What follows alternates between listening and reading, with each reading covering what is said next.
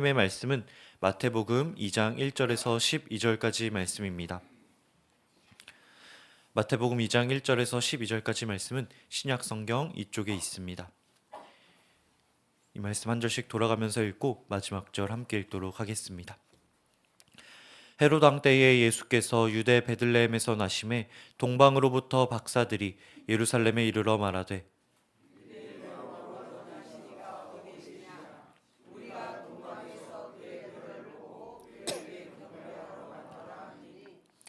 헤롯 왕과 온 예루살렘이 듣고 소동한지라.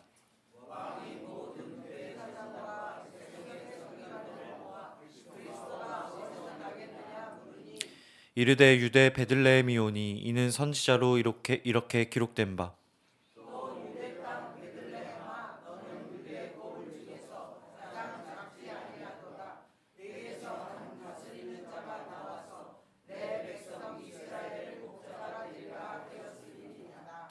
이에 헤롯이 가만히 박사들을 불러 별이 나타난 때를 자세히 묻고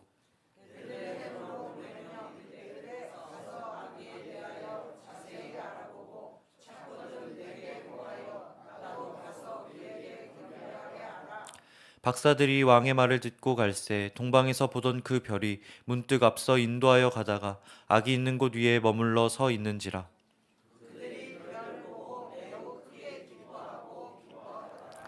집에 들어가 아기와 그의 어머니 마리아가 함께 있는 것을 보고 엎드려 아기께 경배하고 보배압을 열어 황금과 유향과 몰약을 예물로 드리니라. 그들은 꿈에 헤롯에게로 돌아가지 말라 지시하심을 받아 다른 길로 고국에 돌아가니라. 아멘. 저희는 계속해서 예수님의 탄생 말씀을 보고 있습니다.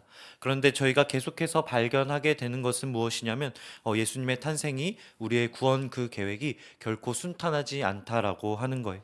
이 세상에 왕이 나시는 거지 않습니까? 온 우주를 다스리는 하나님 아버지의 아들의 나심인데 절대 쉽지 않더란 거예요. 손쉽게 하실 수 있을 것 같은데 그러지 않으십니다.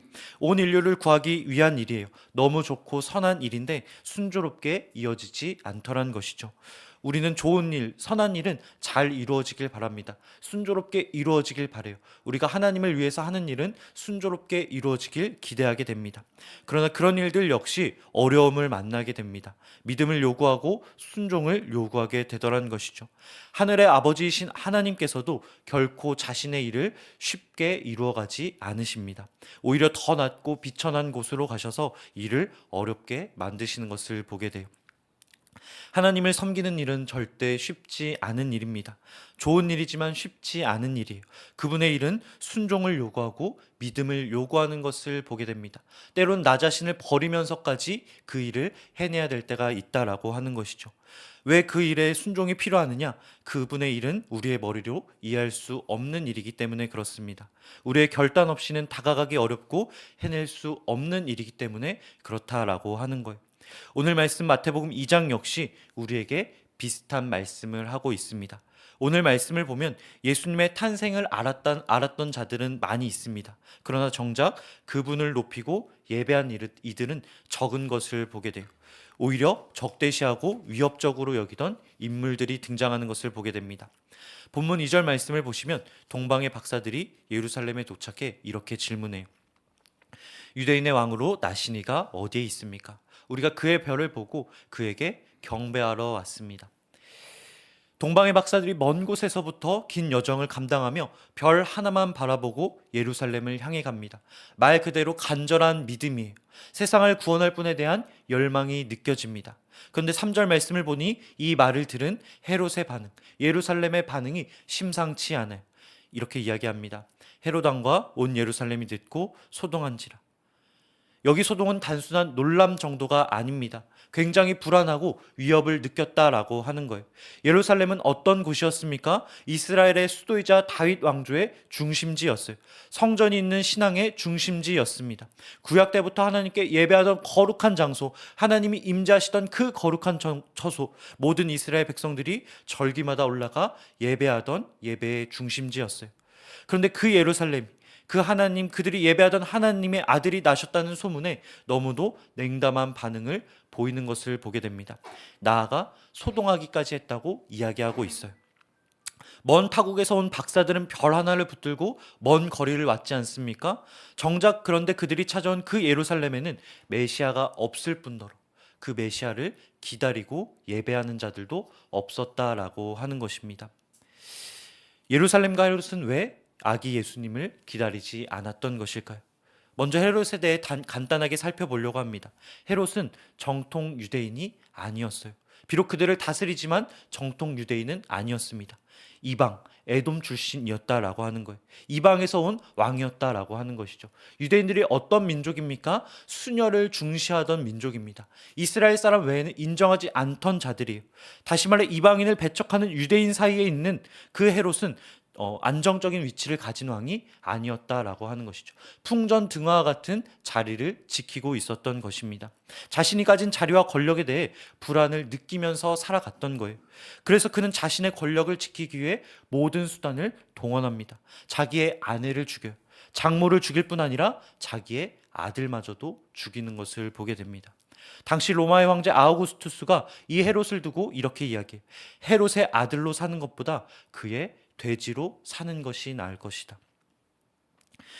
헤롯은 자신의 자리를 지키기 위해서라면 어떤 일도 서슴지 않던 인물이었습니다. 그런데 그런 그가 예루살렘 성전을 지어요. 왜 지었을까요? 오래전 바벨론에서 돌아온 그 스룹바벨이 지은 성전을 확장하고 멋지게 꾸미는 것을 보게 됩니다. 그를 적대시하는 유대인들마저 감탄할 만큼 말이죠. 그러나 그 헤롯이 그 성전을 지은 이유는 무엇이었겠습니까? 순수한 마음으로 하나님을 섬기기 위해서가 아니라 유대인들의 지지를 얻고 자신의 불안한 자리를 공고히 하려는 것. 그것이 바로 그가 예루살렘 성전을 다시 보수한 이유였다라고 하는 것이죠. 그냥 보기엔 경건해 보일 수 있어요. 그러나 속은 그렇지 않았다라고 하는 것이죠.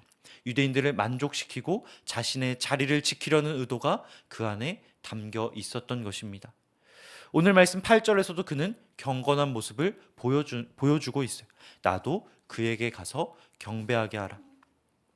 예수님을 경배하고 싶대요. 그분 앞에 나아가고 싶대요. 그러나 그 말의 진짜 의도를 저희는 잘 알고 있어요. 예수님을 경배하는 것이 아니라 자기의 자리를 지키기 위해 그분을 제거하는 것. 그것이 그의 목적이라는 것을 저희는 알고 있습니다. 예수님을 없애서라도 자신의 자리를 지키는 것. 그것이 그의 삶의 목적이었던 거예요.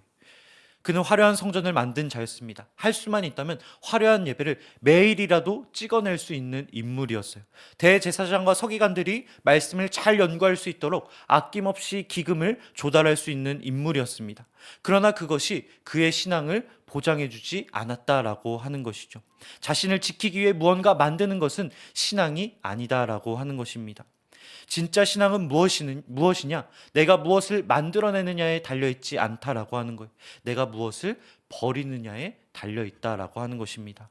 내가 얼마나 예배를 잘 드리냐보다 그 속에 무엇을 내려놓고 있느냐.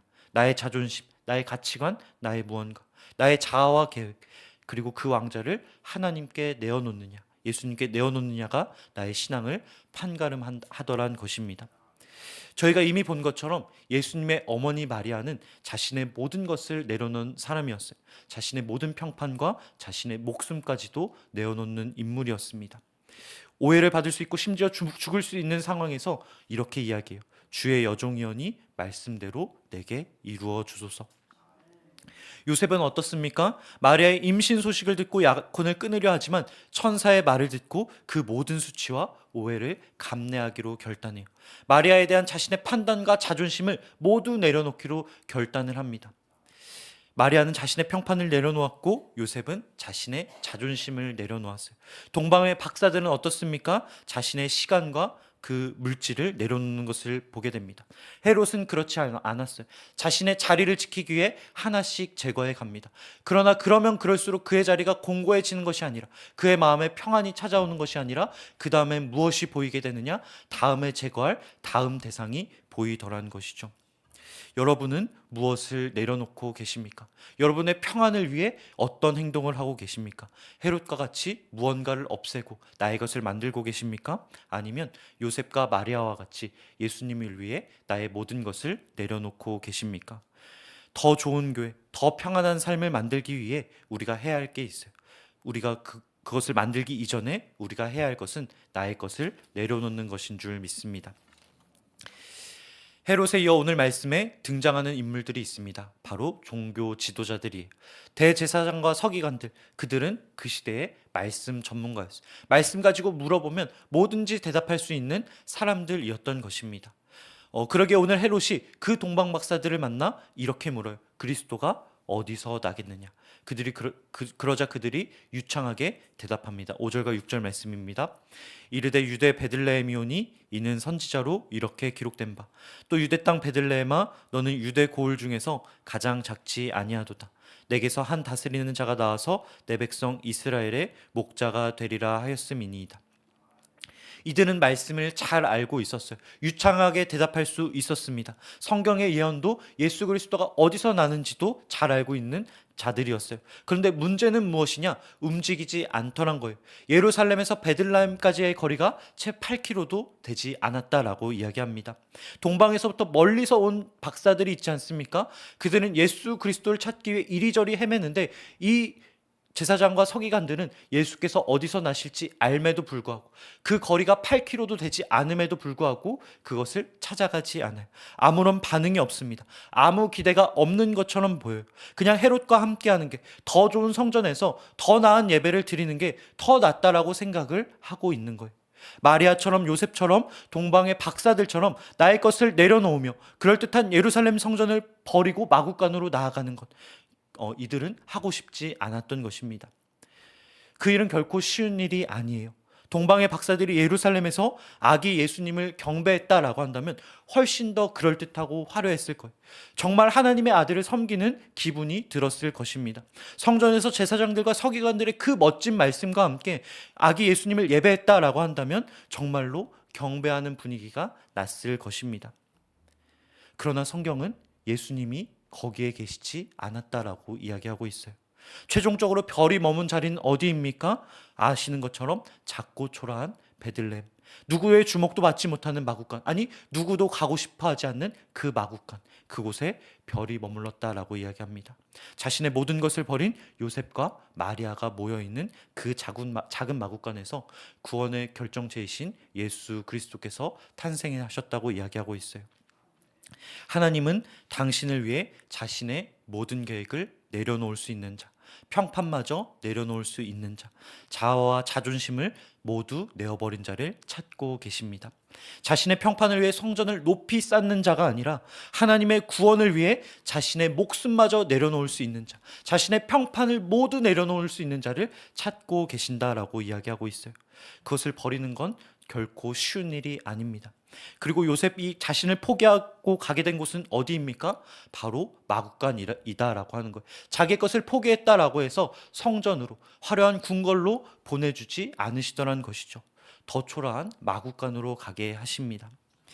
나의 주님을 위해 나의 것을 포기한 자가 가게 되는 곳은 초라한 곳일 수 있어요. 그러나 주님은 이렇게 말씀하십니다. 내가 임하는 곳이 바로 거기다라고 말이죠. 내가 일하는 곳이 바로 거기니 너는 그곳에 가라라고 말씀하십니다. 하나님의 구원 계획이 시작되는 곳, 하나님의 뜻이 이루어지는 곳이 바로 그곳이라고 우리에게 말씀해 주고 계세요. 오늘 저와 여러분의 삶이 그 하나님의 계획이 이루어지는 장소가 되기를 소망합니다. 나의 계획과 나의 자아가 공고해지는 것이 아니라 하나님의 구원 계획을 위해 나의 모든 것을 내려놓을 수 있는, 나의 걸음의 방향이 옮겨질 수 있는, 나의 계획이 얼마든지 변경될 수 있는 그런 일이 우리에게 있으면 좋겠습니다. 그 가운데, 그런 삶 가운데 아름다운 별, 작지만 하나님이 보내신 그 작은 별이 우리의 나아갈 길을 조금씩 인도해 주실 줄 믿습니다. 함께 기도하겠습니다. 사랑해 주님 감사합니다. 오늘도 말씀을 통해 하나님이 어떤 분인지 우리에게 알려주시니 감사드립니다. 예수님께서 이 땅에 오신 이야기를 보면 예수님의 오심이 얼마나 쉽지 않은 길이었는지를 보게 됩니다. 하나님의 그 구원 계획이 화려하고 편안한 곳이 아니라 낮고 초라한 마구간에서 시작되었고 자기를 내려놓는 자들을 통해 이루어졌음을 보게 됩니다. 주님, 우리가 헤롯과 같이 종교 지도자들과 같이 나의 자리를 지키기 위해 진리를 외면하지 않게 하여 주옵소서. 아는 것에만 머물고 움직이지 않는 자 되지 않게 하여 주옵소서. 마리아와 같이, 요셉과 같이, 동방의 박사들과 같이 나의 것을 내려놓고 주님께 나아가는 자 되게 하여 주옵소서. 그러한 삶 가운데 늘 함께 하시며 우리의 발걸음을 인도하여 주실 줄 믿습니다. 우리가 그 주님을 믿으며 결단하며 나아가는 이 아침 기도의 시간 되게 하여 주옵소서. 감사드리며 이 모든 말씀 우리 주 예수 그리스도의 이름으로 기도드립니다. 아멘. 하늘에 계신 우리 아버지, 아버지의 이름을 거룩하게 하시며 아버지의 나라가 오게 하시며 아버지의 뜻이 하늘에서와 같이 땅에서도 이루어지게 하소서. 오늘 우리에게 일용할 양식을 주시고 우리가 우리에게 잘못한 사람을 용서하여 준 것 같이 우리 죄를 용서하여 주시고 우리를 시험에 빠지지 않게 하시고 악에서 구하소서. 나라와 권능과 영광이 영원히 아버지의 것입니다. 아멘. 이 시간 함께 주신 말씀과 그 기도 제목 붙잡고 주님 앞에 우리 주님의 이름 부르며 기도의 자리로 나아가도록 하겠습니다. 함께 기도하겠습니다. 주여